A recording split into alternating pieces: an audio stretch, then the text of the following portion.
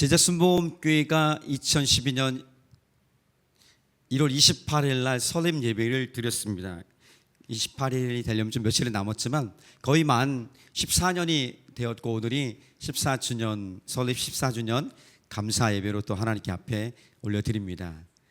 지난 세월 동안 하나님의 인도하심에 감사를 드리고, 오늘도 또 감사하는 마음으로 또 하나님께서 또 우리 가운데 은혜로 인도하실 것을 기대하고 소망하는 마음으로 하나님 앞에 나아갑니다.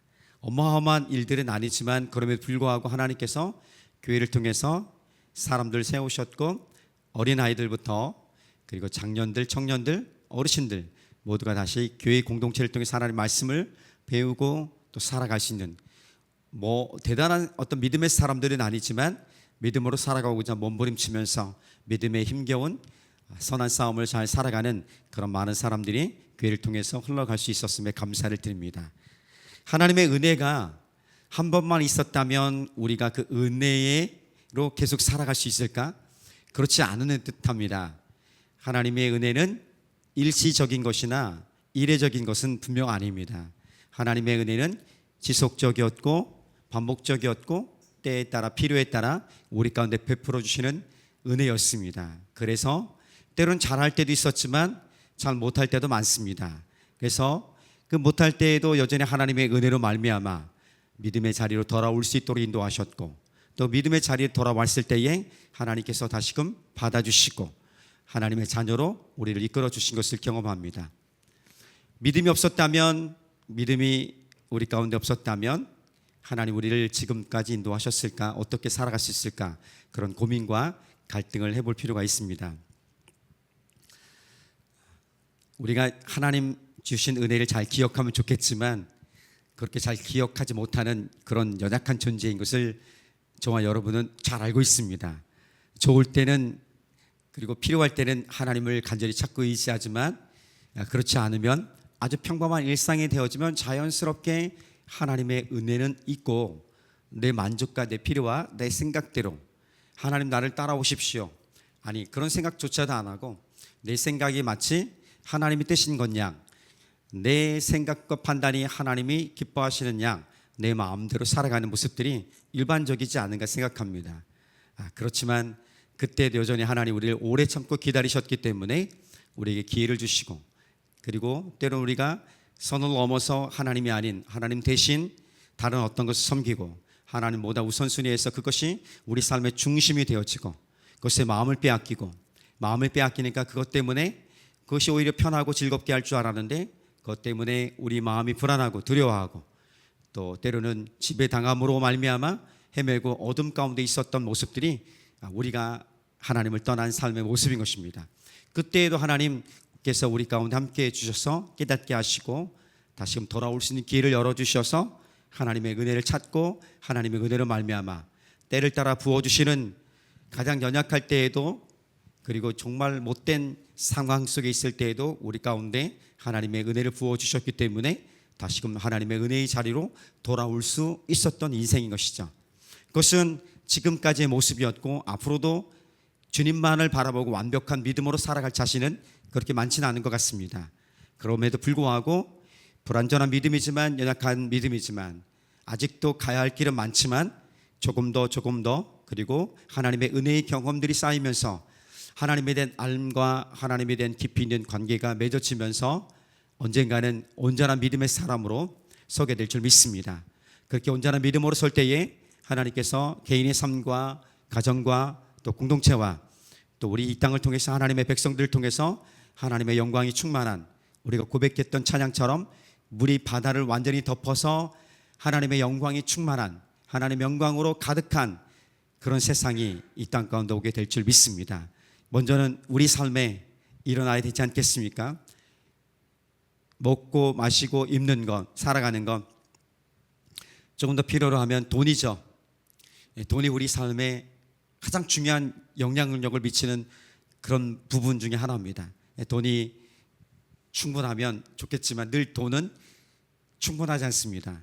돈이 만족을 줄 때가 언제입니까?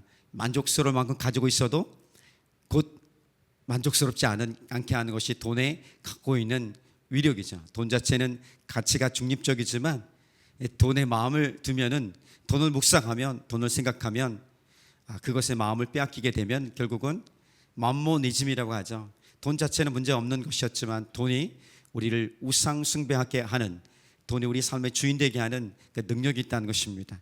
그래서 그 삶이 얼마나 무서운지를 우리가 잘 알고 있습니다. 그래서 그 우상 때문에 돈과 명예와 인기와 인정받음, 그런 어떤 것들이 우리의 중심이 되어서 그것 때문에 목말라하고, 그것을 받지 못하면 분노하고, 그것이 없으면 불안하고 두려워하고 염려하고 걱정하는 인생, 지극히 당연한 모습입니다.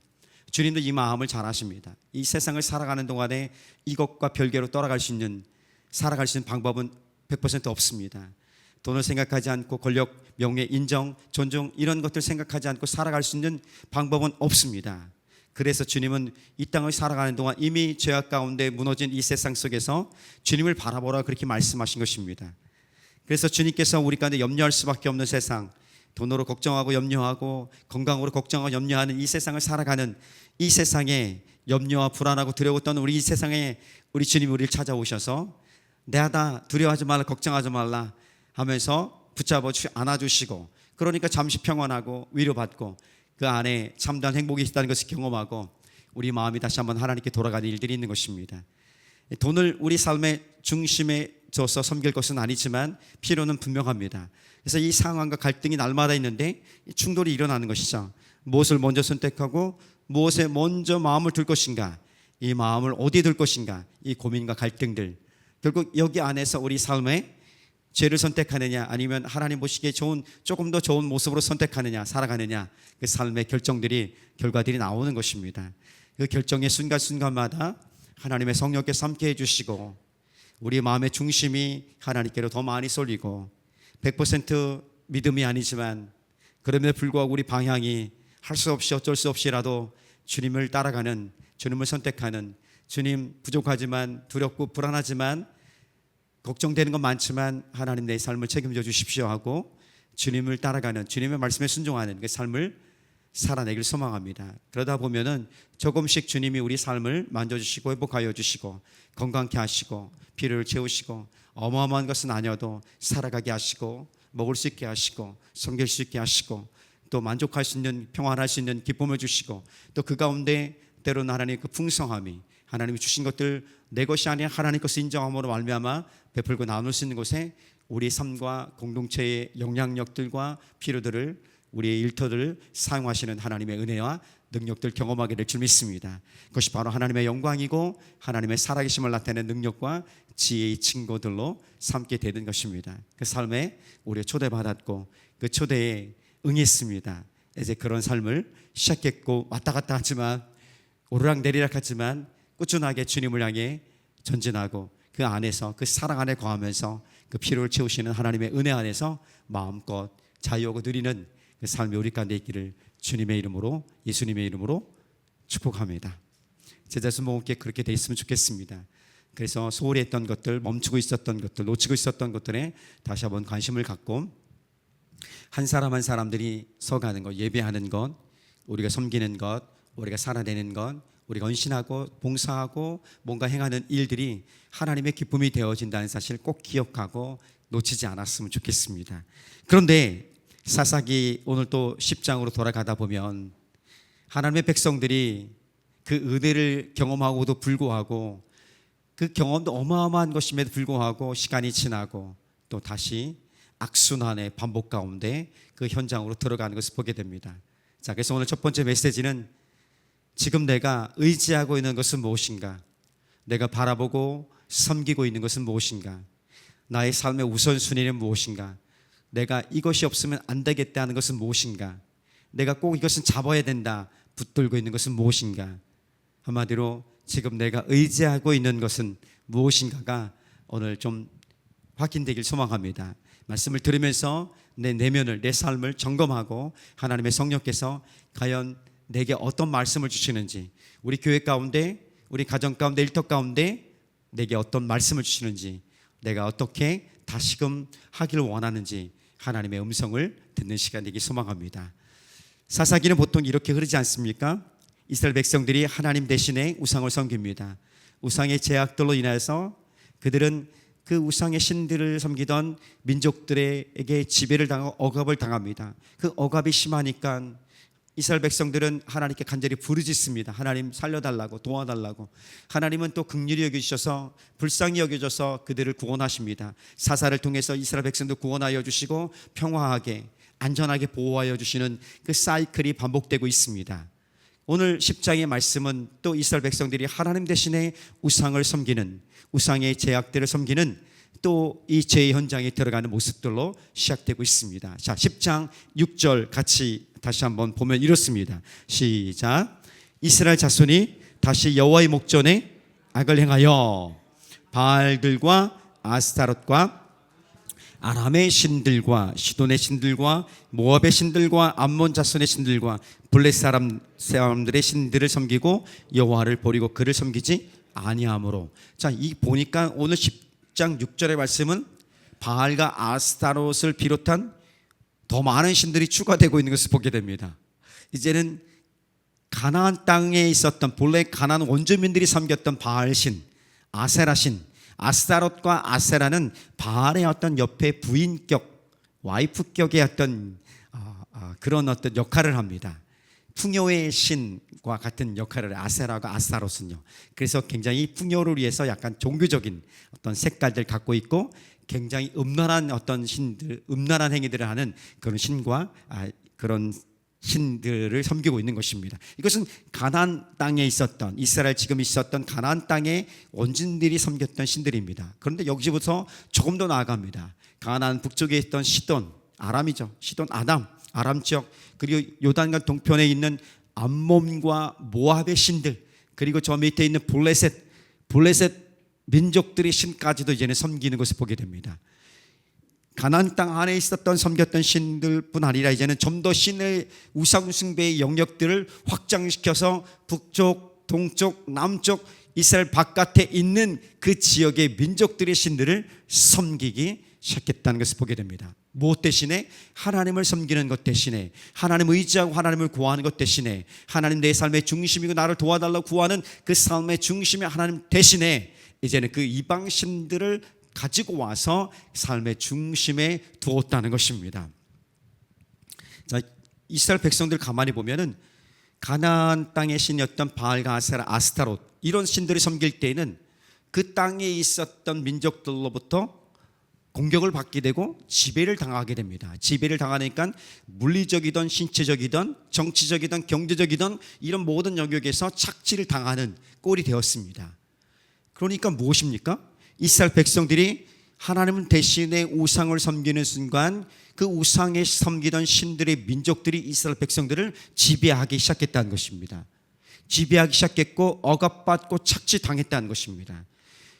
이게 무슨 말이냐면 우상 숭배의 결과는 지배당함과 억압과 착취라는 것입니다. 종살이하게 되는 거예요. 그들의 노예로서 종으로 살아가게 되는 것입니다. 내가 하나님 대신에 어떤 것을 내 삶의 중요한 어떤 것을 섬기고 그것이 나의 모든 것입니다라고 섬기는 순간, 그렇게 마음을 빼앗기는 순간 우리는 그것들이 우리를 잘되게 하고 평화롭게 하고 안전하게 우리의 삶을 풍요롭게 할 것이라고 기대하지만 정작 그것을 하나님 대신에 내 삶의 중심에 두었을 때는 오히려 그것의 노예가 되는 꼴이 된다는 것입니다. 그것들로 인하여서 결국은 내 마음이 빼앗기고 우리 삶이 빼앗기고 억압당하고 착취당하고 불안하고 두렵고 심지어는 분노하는 그 삶이 우리 가운데 찾아오게 되는 것입니다. 이것이 바로 우상숭배의 결과고, 우상숭배의 결과는 노예생활이고, 노예생활을 하다 보니까 끊임없이 우상숭배하고 우상의 지배 아래 있게 되는 것입니다. 이것이 바로 악순환인 것이죠. 이것을 끊는 유일한 길은 이것을 죄로 알고 진정한 마음의 고백과 삶의 돌이킴들이 있을 때 자유롭게 변화될 수 있는 것입니다. 그렇지 않고서는 이 악순환을 전혀 끊을 수 없는 것입니다. 우리 삶의 중심에 하나님 대신에 어떤 것을 가장 중요하게 생각하는 순간, 그렇게 마음을 빼앗길 때는 그것을 바꾸지 않은 이상 우리는 그것들에 항상 지배를 당하게 되고, 오히려 그 지배를 당할 때 우리가 풍요롭게 될 것 같지만 일시적으로는 가능할 수 있겠지만 결국은 문제가 심각하게 되어지고 그것의 지배와 그리고 억압과 착취를 당한다는 것, 그로 인한 우리의 삶은 피폐해지고 불안하고 두렵고 염려와 걱정들로 가득 찬 삶을 살게 된다는 것이 결론이고 결과인 것입니다. 그래서 우리가 지금 가장 의지하고 있는 것은 무엇인지, 내가 지금 가장 중요하게 생각하는 것, 하나님 예배하는 것이나 하나님 말씀을 듣는 것이나 하나님 앞에 그 말씀에 순종하는 것도 중요하다는 걸 알고 있지만, 먼저 내가 그것이 아니더라도 먼저 해야 될 중요한 것이 어떤 것입니까? 혹시 있습니까? 내가 가장 의지하고 있는 것은 무엇입니까? 마치 나의 아킬레스건처럼 내가 그것을 가지고 있지 않으면, 내가 그것을 하지 않으면 불안하고 두려워하는, 염려 걱정하는 그 어떤 것들은 무엇입니까? 우리는 그것들 가지고 있어요. 그것이 돈이든 건강이든 권력이든 명예 같은 인정이죠. 우리가 엄청난 명예는 바라지 않아도 사람들이 나를 인정하고 존중하는 것, 이런 것도 될 수 있는 것이죠. 내가 이런 것들이 없으면, 이런 것들이 내 마음에 내가 손으로 가지고 있지 않으면 불안하고 두렵고 그리고 걱정하고 염려하는 것이 있다면, 그것이 우리 부모든 우리 자녀든 우리 직장이든 우리 삶의 영역이든 우리 삶의 어떤 모습에서 하나님보다 내가 더 먼저 앞서고 있는 것, 중요하게 생각하고 있는 것, 그래서 그것 때문에 늘 염려하고 걱정하고 불안하고 두려워하는 것이 있다면, 혹시 우리가 그것은 우상이 아닌지 한번 질문할 필요가 있다는 것입니다. 돈과 권력과 명예와 인정과 건강, 이런 것들을 우리가 마음을 두고 찾게 되면 그렇게 두는 이유가 있어요. 왜냐하면 그것이 나를 좀 안정감 있게 할 수 있습니다.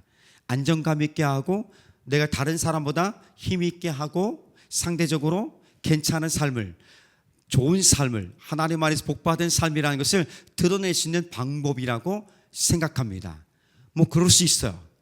그런데 점점 그것의 마음을 빼앗기고 그것이 내 삶을 지배하고 내 마음을 지배하게 되는 순간에 오히려 그것은 우리에게 좋은 것들이 아닌, 우리가 그것들의 노예가 되어져서 끌려가는 삶이 되어지는 것이죠. 역전되는 것입니다. 하나님께서는 우리에게 생육하고 번성하여 땅에 충만하라고 우리에게 복의 말씀을 주셨습니다. 그리고 이 세상에 하나님 만드신, 사람도 하나님 만드신 피조물이지만 그 피조물 가운데 하나님은 하나님의 형상과 하나님의 모양으로 사람을 만드셨습니다. 그래서 사람들에게 하나님 독특한 임무를 맡기셨습니다. 그것은 뭐냐면 너는 나의 청지기야. 그래서 내가 만든 이 모든 피조물들을 관리하고 다스려다오. 어떻게? 내 마음과 내 뜻에 따라. 그래서 내가 너를 하나님의 형상과 하나님의 모양을 만들었지 않니? 그러니까 내 마음을 잘 알고 나와 함께 교제하며 내 뜻에 따라, 내가 너를 만든 창조자이고 창조의 주인이니까 주인의 뜻에 따라 이 땅을 다스렸으면 좋겠어. 그 복을 너에게 준다. 이렇게 말씀해 주신 것입니다. 그런데 하나님 만드신 돈과 명예와 권력과 건강과 어떤 인정과 사람과 자연, 심지어 자연들이죠. 이런 것들은 모두 다 피조물이고 우리가 관리하고 다스릴 대상인데, 그것이 우리 삶의 하나님 대신에 주인이 되어 버리니까 어떻습니까? 오히려 질서가 무너지고 그것들이 우리를 다스려 버리는, 하나님 복의 말씀이 깨어져서 전혀 반대로 우리가 그것의 다스림과 지배를 당하고 불안과 염려하고 착취당하는 힘겨운 삶을 살아가고 있는 것입니다. 이게 뭐라고요? 죄의 결과의 모습인 것입니다. 그래서 많은 사람들이 이 죄의 결과 때문에 힘들어하기 때문에, 지금 당장 고통스럽기 때문에 이 문제를 해결해달라고 하나님께 구합니다. 오늘 이스라엘 백성들이 똑같은 모습이 나오는데 하나님이 내가 얼마나 너를 거듭 구원했는데 너 구원하지 않을 거야. 내가 너를 돕지 않을 거야. 이렇게 우리 가운데 말씀하실 수 있다는 것입니다. 그 부분에 긴장하고 주의할 필요가 있는 것이죠. 그래서 오늘 10장 7절은 이렇게 말씀합니다. 자, 한번 읽어볼까? 10장 7절 시작. 여호와께서 이스라엘에게 진노하사 블레셋 사람들 손과 암몬 자손의 손에 그들을 파심해, 하나님께서 블레셋과 암몬에게 이스라엘을 파셨다고 얘기합니다. 하나님께서 이스라엘 민족을 파셨다는 의미는 하나님과 이스라엘 백성들의 언약 관계, 약속의 관계를 깨버리겠다, 이런 말씀은 아니십니다. 내가 약속을 깨고 너희를 버릴 것이다, 너를 버렸다, 이렇게 말씀하신 것은 아니라 하나님께서 이스라엘 백성들을 그들의 손에 파셨다는 것은 내가 너희를 보호하고 인도했던 것들을 이제는 멈추겠다는 거야. 내가 너희를 보호하고 인도하고 보살폈던 모든 것을 멈추겠다는 거야. 멈추니까 그 결과가 어떻게 일어납니까? 그들에게 지배를 당하고 종살이하고 그들에게 신체나 물리적인 것이나 경제적인 것이나 정치적인 것이나 이 모든 것들을 다 착취당하는 그런 노예 생활로 전락하게 되어버린 것입니다. 그렇습니다. 지금까지 계속해서 말씀하셨던 이것들 보면 그런 것이죠. 우상하면 보통 우리가 보이는 것, 어떤 형태를 가진 것을 생각할 수 있지만 그것은 하나의 어떤 기본적인 의미고, 성경 전체에서 말하는 우상 숭배는 더 깊은 마음의 문제입니다. 하나님보다 더 중심에 두고 있는 것, 하나님보다 더 마음을 두고 있는 것, 혹은 하나님 말씀과 내 욕구가 충돌할 때 하나님이 아닌 내 욕구를 따라가는 것, 이런 모든 것들이 다 우상 숭배의 모습이라고, 우상이 될 수 있다고, 우상의 모습이라고 말씀해 주고 있는 것입니다. 그러니까 이 우상의 문제들, 내가 하나님을 대신해 다른 어떤 것을 섬기고 있는 이것들을 깨트리고 진정한 자유와 안정과 평화를 누릴 수 있기를 원한다면 내 마음의 문제들을 먼저 진단하고 나가야 되는 것이죠. 그냥 피상적으로 내 삶을 이렇게 드립니다가 아니라 주님 영광으로 충만케 해달라고 그렇게 나갈 것이 아니라 내 마음을 깨트리고 내 마음이 하나님께 돌아가고 내 삶도 돌아가야만이 온전히 회복되는 역사가 일어날 줄 믿습니다. 자, 이런 연약한 존재이죠. 하나님께서 우리가 완벽한 믿음으로 날마다 순종하기를 기대하시겠죠. 그럼 완벽함이라는 것이 있을 수 있을까요? 온전함이 더 나았겠습니다. 그 온전한 믿음의 사람으로 우리를 자라가기 원하시는데 그 온전한 믿음으로 우리가 자라가지 않는다는 것을 잘 알고 있습니다. 자, 그런데도 참 신기한 것은 우리가 하나님을 경험하고 하나님을 예배하고 하나님 믿는 삶을 살면서 우리의 모습이 독특한 것이 있습니다. 어떤 거냐면 내가 전적으로 하나님 말씀에 대해서 믿는 것은 아닌데, 하나님의 살아계시면서 확실하게 본 것은 아닌데 그냥 이렇게 따라가고 있는 거예요.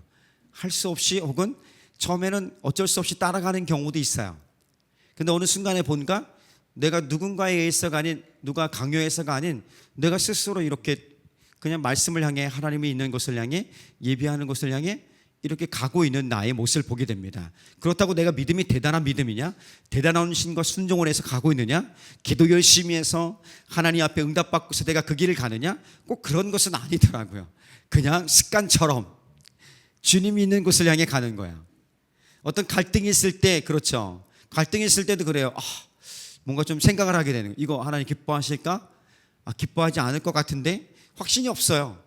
의심도 있어, 때로는요. 그런데 결정하는 거 보면은 그래도 하나님 이 좋아하시는 거 가야 되지 않겠어 하면서 그렇게 움직이는 우리의 모습을 보게 됩니다. 그 모습이 우리를 진단해 보면은 어떤 것 같아요? 믿음이 우리가 좋아해서 하나님 앞에 서 있는 것이 아니라 하나님께서 우리를 이렇게 잘 보살피시고 인도하시고 보호하셨기 때문에 얼마든지 우리가 주님 없는 삶을 헤맬 수 있는 그 삶을 살아갈 수밖에 없는 그런 존재, 연약한 존재였지만 그럼에도 불구하고 하나님 안에서 보호받고 인도함 받고 있는 것은 하나님께서 우리를 보호하여 주시고 인도하셨다는 그 증거입니다. 그런데 오늘 이스라엘 백성들은 그렇지 않았던 것이죠. 하나님을 떠나서 계속해서 거듭 하나님의 말씀을 불순종해 버리니까 이 부분에 대해서 거듭 고안하셨던 하나님께서 더 이상 너희 소리를 듣지 않겠다는 아주 강력한 경고의 메시지를 이스라엘 백성들이 선포하는 것을 볼 수 있습니다. 그것이 바로 두 번째 메시지입니다. 그래서 이 경고의 메시지에 이스라엘 백성들이 반응하기 시작합니다. 하나님 앞에 돌아갈 수 있는, 그리고 우리도 지난 삶을 보면은 여러 가지 반복하며 계속적으로 하나님의 은혜를 누렸지만 반대로 하나님의 은혜를 배신하고 하나님 모른 척하며 주는 모른다고 나 욕심대로, 아니 생각도 하고 싫고 마음의 양심이 어려우니까 묻어두고 그냥 내 뜻과 내 마음대로 집중하고 살았던 모습들이 얼마나 많습니까? 그런 모습 가운데 하나님께서 어느 개인과 교회 공동체와 이 땅을 살아가는 하나님 백성들에게 공통적으로 말씀하시는 회복과 부흥의 길을 얘기하십니다. 그것은 지금만 있었던 것이 아닌 아주 오래전부터 있었던 것이고 주님 오실 그날까지 계속될 것입니다. 그것은 회개입니다. 회개 없이 부흥은 없고요, 회개 없이 진정한 삶의 회복은 일어나지 않습니다. 근데 이 회개에 가짜 회개가 많다는 거예요. 형식적인 회개도 많고, 그러니까 형식적인 회개, 일부의 회개, 이런 것들이 진짜 회개가 아니니까 우리는 조금 더 하나님 원하시는 진정한 회개, 그리고 진정한 회개 위에 진정한 삶의 회복과 진정한 교회가 세워지는 일들이 일어나는 것입니다. 이것은 끊임없이 우리가 반복하고 지속적으로 쇄신하고 나아가야 될 가장 중요한 메시지인 것입니다. 오늘날 우리 가운데, 교회 가운데 회개하라는 말씀의 선포들이 많이 줄었습니다. 90년대에는 어마어마하게 많았고 메시지 전체가 회개와 부흥이에요. 다른 것이 별로 없었습니다. 회개하고 부흥하면 하나님 우리 삶을 인도하시고 보호하시고 복을 주실 것이다, 끝이에요. 정말 그렇게 됐어요. 그래서 하나님 그렇게 회개가 할 게 얼마나 많으면 날마다 주님 앞에 설 때마다 그렇게 울부짖는지 모르겠어요. 하나님 앞에 가슴을 치며 얼마나 울었는지 몰라요. 근데 하나님이 그 모습을 기뻐하셨나 봅니다. 우리가 대단한 어떤 정의와 공의를 행했던 사람들도 아니고 사회적 책임을 감당했던 사람들도 아니었는데 하나님께서 그 마음을 보셨던 것 같아요. 그래서 그 마음 때문에 하나님이 거룩함을 나타내셨고 이 땅에 하나님의 은혜와 복을, 그리고 풍성한 삶이라는 것이 어떤 것인지를 보게 하셨습니다. 그것이 우리가 살아왔던 삶의 증거입니다. 그래서 하나님이 오늘 이 시대에도 회개의 메시지들이 선포되지 않는 이 시대에도 적당히 주께 돌아오십시오, 아주 좋은 말로, 부드러운 말로 좀 이렇게 완곡하게 부드럽게 표현하는 메시지가 많지만 주님이 우리에게 말씀하신 회개는 너 그따위를 살면 끝이야, 다음은 없어, 내가 너를 도와줄 것 같아? 네가 잘 살 수 있는 그 신들을 찾아봐봐, 다른 곳에 가서 알아봐봐.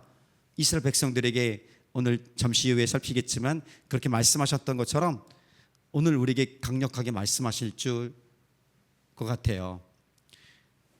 복음 자체가 그냥 이렇게 괜찮아 이렇게 아니라 복음 자체 선포 자체가 혁명이에요. 아주 급진적이에요. 너 거기서 돌아올래? 나를 따라올래? 계속 갈래? 나 따라올래? 살래? 죽을래? 이거예요. 그러니까 굉장히 우리가 주님을 따르는 길이 얼마나 대단한 것인지를, 하나님의 은혜를 경험하고 경험할수록 정말 위대한 하나님의 은혜의 깊이와 경험을, 은혜의 깊이와 넓이를 우리가 조금씩 알아가게 되는 것입니다. 진정한 회개가 있어야지 진정한 회복이 있고, 진정한 회복 안에 우리가 건강하던 건강하지 않던, 부유하던 부유하지 않던, 속상한 일이 있던 없던, 우리가 원하는 것을 이루던 이루지 못하던, 우리 뜻대로 되던 되지 않던 하나님 안에서 우리 늘 충만한 단단함과 그 기쁨과 평화들이, 자신감들이, 담대함들이 일어나게 되는 것입니다. 하나님 내 삶을 책임져 주시기 때문에 지금 당장 힘들어도 지금 죽으면 죽을 수 있는 것이죠. 없으면 없는 대로, 무시당하면 무시당한 대로, 아프면 아픈 대로 그렇게 견뎌낼 수 있는 힘을 하나님 주실 줄 믿습니다 하고 살아갈 수 있는 믿음의 용기들, 그렇게 살아가는 거죠. 그러다 보니까 하나님께서 때로는 좋은 것들로, 때로는 어려운 것들로 우리 삶을 통해서 하나님의 살아계시는 능력과 지혜를 보여주시는 것입니다. 자, 이스라엘 백성들 향해 한번 돌아가 봅시다. 10장 10절은 이렇게 얘기합니다. 10장 10절을 가기 전에 이스라엘 백성들은 블레셋과 암몬 이것들을 파셨던 하나님의 모습, 하나님으로 인하여서 18년 동안 지배를 당하고 착취를 당했습니다. 고통스럽죠. 너무 힘드니까 또 이제 반복되는 것처럼 하나님 이제 너무 힘드니까 알았으니까 이제 알았습니다, 죄 진 거 알았습니다 하고 회개하고 돌아가기 시작합니다. 자, 10장 10절 말씀 볼까요? 시작. 이스라엘 자손이 여호와께 부르짖어 이르되 우리가 우리 하나님을 버리고 바알들을 섬김으로 주께 범죄하였나이다 하니, 이렇게 쓰면 하나님 그래 이제 죄를 깨달았구나, 죄를 고백했구나, 회개했구나, 이놈들 잘 좀 하지 하고서 구원해 주실 것 같아요, 사사를 보내서. 그런데 하나님이 이번에는 그렇지 않았어요. 아니 안 도와줄 거야. 네가 알아서 해봐. 아주 뜻밖의 메시지를 보내시는 거예요. 그럼 설명하는 거야. 야, 내가 너 얼마나 구원했니? 너 계속해서 힘들고 어려울 때 몇 번이니? 이거 세어봐라. 네가 힘들고 고통당할 때 내가 거듭거듭 구원했는데 너는 거듭거듭 나를 배신하고 나를 떠나서 다른 것도 섬기지 않았니? 이제 나도 너에게 관심 없어. 너를 인도하지 않을 거야. 널 구원하지 도우지 않을 거야. 네가 섬기는 그 신들에게 가서 알아봐. 그 신들의 민족에게 가서 도와달라 구해봐. 다른 곳에 가서 좀 알아봐. 이렇게 강력하게 하나님이 경고의 메시지를 주고 있는 장면이 나옵니다. 13절 14절 한번 읽어볼까요? 그것이 그 메시지예요. 자, 시작. 너희가 나를 버리고 다른 신들을 섬기니 그러므로 내가 다시는 너희를 구원하지 아니하리라. 가서 너희가 택한 신들에게 부르짖어 너희의 환난 때에 그들이 너희를 구원하게 하라 하신지라. 굉장히 충격적인 메시지일 거예요. 물론 말씀들이 이렇게 1, 2, 3, 4 계속 이어지고 있지만 이 간격의 시간과 시간차와 그리고 여운들을 생각하면서 보면은 어마어마한 그 순간들이 온 것입니다. 그리고 얼마나 진지하겠습니까? 완전히 삶에 이제 진지하게 내 내면을, 우리 삶을 진짜로 돌아보는 시간을 갖게 되는 것입니다. 그리고 마침내 이스라엘 백성들은 주께로 돌아오는 시간을 갖게 됩니다. 하나님께서 이스라엘 백성들이 이렇게 돕지 않겠다고 다른 신들에게 가서 다른 민족에 가서 알아봐 이렇게 했던 이유는 그들의 고백이, 그러니까 10절에서 얘기했던 우리가 범죄하였나이다 이렇게 고백했던 것이 진실한 회개, 진실한 마음의 고백, 삶의 돌이킴, 우상을 제거하고 하나님만을 섬기겠다는 그 결단이 없었던 것입니다. 하나님 너무 힘듭니다. 알았으니까, 우리가 하나님 배신하고 죄를 진 거 알았으니까 얼른 고쳐주시고 좀 해결해 달라고, 그런 마음이었던 거야. 지금 당장 힘드니까 알았습니다. 주님, 우리 죄 지었습니다. 하나님 죄 지었으니까, 우리 범죄했으니까, 우상 숭배했으니까, 하나님 섬기지 않았으니까, 알았으니까 주님 빨리 여기서 우리를 좀 고쳐주시고 해결해 주시고 이 문제를 좀 어떻게 좀 해주십시오 라고 했던 것뿐인 거죠. 이 마음에 멈춰 있는 것입니다. 이 마음이 하나님이 얼마나 괘씸했을 것 같아요. 정말 뻔뻔하고 무례한 요구했던 것입니다.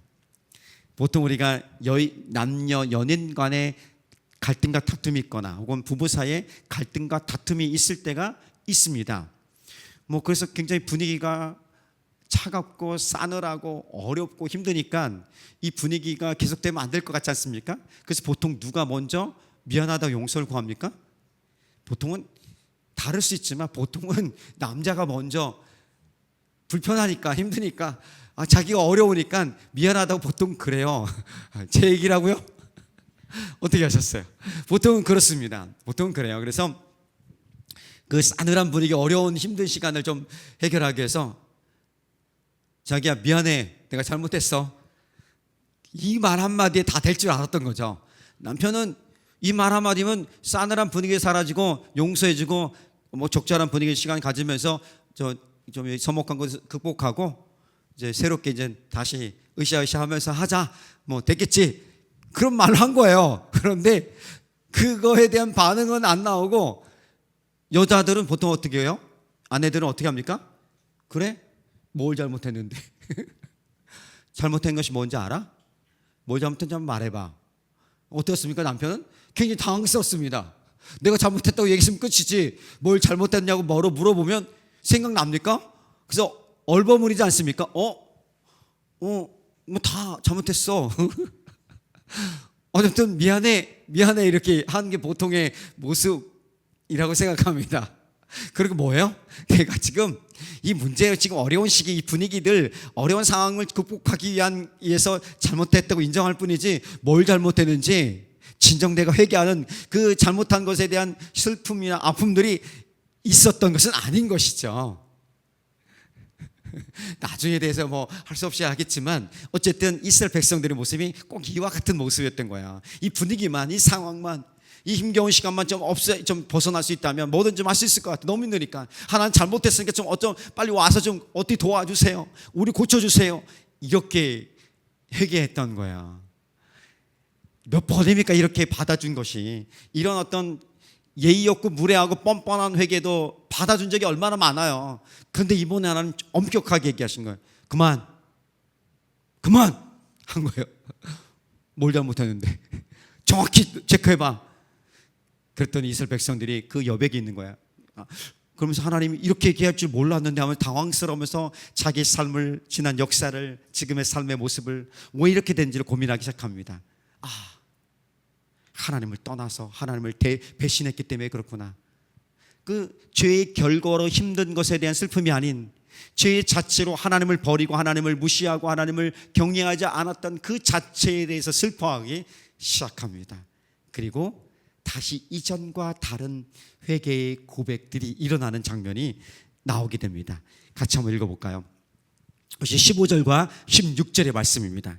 자, 시작. 이스라엘 자손이 여호와께 여쭈되 우리가 범죄하여 싸우니 주께서 보시기에 좋은 대로 우리에게 행하시려니와 오직 주께 구하옵나니 오늘 우리를 건져내옵소서 하고 자기 가운데에서 이방 신들을 제하여 버리고 여호와를 섬김에 여호와께서 이스라엘의 곤고로 말미암아 마음에 근심하시니라. 이전과 다른 회개가 어떤 거냐면, 이전에는 빨리 도와주십시오 주님, 힘들어 죽겠습니다, 죄 졌어요, 하나님 죄송해요, 이 정도였는데 지금은 하나님, 제가 하나님 떠난 것, 하나님 무시했던 것, 하나님을 경외하지 않았던 엉뚱한 곳에 마음을 두었던 것, 하나님이 인정하지 않으며 하나님 은혜를 바라보지 않았던 것들, 주님 이것을 잘못했습니다. 정말 전적으로 저의 책임입니다. 하나님께서는 책임이 전혀 없습니다. 주님이 우리를 이 고통에서 건져내어 주시지 않아도 하나님은 괜찮습니다. 하나님이 그에 대한 책임이 없고 우리는 마땅히 그 죄의 대가를 감당해야 할 사람들입니다. 주님, 그러나 하나님 우리를 불쌍히 긍휼히 여겨주셔서 이 힘겨운 자리에서 좀 벗어나게 좀 도와주십시오. 여기서 머무르지 않고 하나님, 진정한 마음입니다. 이 진실한 마음의 고백이고요. 그리고 실제로 우상들을 다 제거해 버립니다. 실제 이 삶에서 하나님께로 돌아가는 장면이 있었던 거예요. 그러니까 진정한 회개는 이거예요. 그 마음의 중심의 진실함이고요. 또 하나는 실제 삶에서 하나님께로 돌아가는 거예요. 우리의 중심이 다른 하나님이 아닌 다른 것들에 있어서 하나님께로 돌아가는 거예요. 하나님 중심의 삶을 완전히 사는 거예요. 이것이 바로 진정한 회개라고 주님 보시는 거죠. 말씀하시고 있는 것입니다. 그리고 하나님이 이 말들로 인해서 마음에 근심하셨다는 건 이 걱정 염려했던 그런 개념이 아니라 하나님이 심판하시기로 했던 죄에 대해서 정의와 공의를 심판하시겠다 하나님의 말씀이 였지만, 이것이 하나님 성품이었지만, 그러나 하나님의 은혜와 자비와 긍휼하심이 이보다 먼저 움직이기 때문에 이들이 진실한 회개의 마음을 받으시기 때문에 긍휼과 동정과 공감의 마음을 그렇게 표현해 주신 것입니다. 하나님이 그 마음이에요. 사람을 우리 변화시키는 것은 어떤 말, 그냥 너 할 수 있어, 파이팅해, 괜찮아, 이런 응원이 아니라 너 힘들지, 내가 너와 함께 할게, 내가 너의 마음을 알아, 너의 힘겨운 자리를 나도 알아 하면서 내가 너와 함께 있어줄게 하면서 그 동정하고 공감하는 그 마음을 가지고 있을 때 사람들이 힘을 내고 일어날 수 있는 것처럼 하나님께서 지금 이스라엘 백성들에게 바로 그렇게 대하신 것입니다. 그래, 내가 너 마음을 안다는 것이요, 네가 나를 무시하고 헤매고 있었던 것들, 그리고 내 은혜에 대해서 기억하지 않았던 것을 이제야 깨닫고 돌아왔으니까 다시 이제는 나와 함께 동행했으면 좋겠다. 내 안에 거하고 내 사랑 안에 거하고 나 함께 가자. 내가 너를 붙들 테니까 끝까지 가보자. 다시 한번 해보자. 일어서자는 하나님이 주시는 은혜와 긍휼과 동정과 그리고 공감의 마음을 표현한 것이 바로 16절의 말씀인 것입니다. 그럴 때에 진정한 회개와 부흥의 역사가 일어나게 되고 곧 있게 될 새로운 어떤 적들의 출현에 대해서 하나님께 사람을 사사를 붙여주시고 또 구원하시는 역사가 일어나게 되는 것을 보게 됩니다. 결국 그것입니다. 예수님께서 죄가 없으셨습니다. 그럼에도 불구하고 사람의 모습으로 오셨고 우리의 모든 것을 담당하셨고 십자가의 죽으심으로 말미암아 우리 인간이 당하는 모든 아픔과 서운함과 문제의 영역들, 이것들을 다 공감하실 수 있는 것입니다. 불쌍히 여기실 수 있는 것입니다. 그래서 예수님이 이 불쌍히 여기시는 마음, 불쌍히 여기신다고 할 때의 그 마음은 어떤 거냐면 창자가 꼬여서 그 주는 고통, 그 고통을 그렇게 표현한 것입니다. 그러니까 주님이 우리를 보실 때에 내가 너의 마음을 알고 너의 형편을 알고 너의 힘겨운 삶을 안다. 내가 너와 함께하겠다. 너를 불쌍히 여기겠다. 이렇게 말씀하실 때는 말씀만 하는 것이 아니라 실제 우리 그 창자가 뒤틀리는 그 실제의 고통을 느끼면서 고통 가운데 함께 하시는 것입니다. 이것이 바로 예수님의 마음이고 예수님이 우리에게 주시는 은혜의 공감의 은혜인 것입니다. 이 은혜 안에 하나님 우리와 함께 하시겠다 말씀해 주시는 것입니다. 지금 당장 필요가 있으니 주님 나를 용서해 주시고 나를 구원해 주시고 나를 좀 도와주시면 내가 주님 잘 섬기겠습니다. 내가 주님 다시는 떠나지 않고 주님만을 바라보겠습니다. 이런 고백이 아닌 주님만으로 괜찮습니다. 그 은혜를 경험하니까 하나님이 나를 위해서 애쓰고 고통당하셨던 그 마음을 바라보니까 예수를 바라보니까 주님 괜찮습니다. 됐습니다. 충분합니다. 그렇게 고백할 수 있는 것이죠. 이 고난도 고통도 주님의 뜻이라면 내가 감당하겠습니다. 이 힘겨운 살에서 버티라고 하신다면 버틸 수 있는 힘을 주실 줄 믿고 주님 바라보면서 예수의 십자가로 바라보면서 견뎌내겠습니다. 주님 할 수만 있다면 나를 좀 불쌍히 여겨주셔서 이 고통의 자리에서 힘겨운 자리에서 나를 좀 벗어나게 도와주시고 하나님의 살아계심을 마음껏 노래하고 자랑할 수 있게 인도해 주십시오. 주님 혹 그리하지 아니하실지라도 내가 하나님 섬기는 것을 변하지 않겠습니다. 다른 곳에 마음을 빼앗겼던 것들 이제는 내려놓고 하나님을 향해 평생토록 집중하겠습니다. 이 마음 바로 진정한 회개와 회개 합당한 삶의 모습이고 고백이라고 말씀해 주고 있는 것입니다. 이것이 교회예요. 이것이 진정한 교회인 것입니다. 교회는 바로 이런 곳입니다. 죄인들이 오는 것이고 죄인들이 와서 무엇을 하는 것이냐면 죄인인 것을 깨닫고 죄인을 향한 하나님의 은혜를 경험하고 그 은혜 때문에 마음이 하나님께로 온전히 향하고 하나님만 바라보고 하나님을 섬기는 하나님을 중심으로 살아가고 하나님을 중심에 두고 살아가기를 결정하며 나가는 그런 삶이 바로 진정한 교회이고 교회로서의 살아가는 하나님의 백성들 하나님의 자녀로서의 삶의 모습인 것입니다.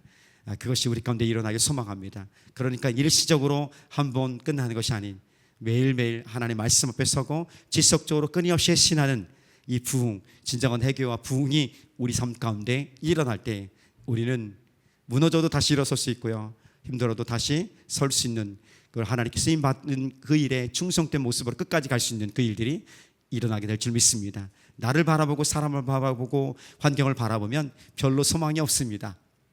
소망이 있는 사람도 있겠지만 그렇게 막 열정이 일어나지는 않을 수 있습니다. 그런데 하나님을 바라보면 잊고 있었던 그 열정들, 나를 향한, 우리를 향한, 교회 공동체를 향한, 이 땅을 향한 하나님 아버지 마음으로 가슴 벅차오르는 그 은혜의 충만함들이 우리 가운데 가득하기를, 그 가득함으로 살아가기를 예수님의 이름으로 축복합니다.